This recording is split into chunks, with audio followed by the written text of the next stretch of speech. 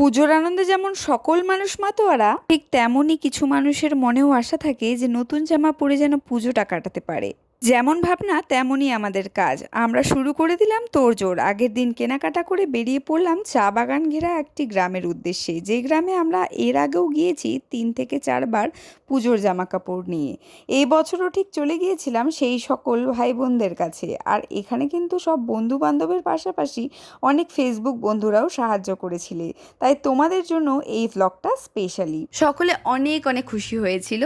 আমরা যদি সকলে মিলে শপথ করি যে এই সকল মানুষের মুখে হাসি ফোটাবো আর পুজো যেন এরা হাসি মুখে এনজয় করে, তাহলে অবশ্যই পারবো। দেখতেই পাচ্ছ বাচ্চারা কিন্তু ভীষণ খুশি হয়েছে জামা কাপড় পেয়ে, আর আমরাও কিন্তু ভীষণ খুশি এই কাজটি করতে পেরে। তারপরে এখানে সেলিব্রেট হলো জেডি ভাইয়ের জন্মদিন, যেটা ফার্স্ট দিন তো হয়েই ছিল, সেকেন্ড ডে সবার সাথে হলো।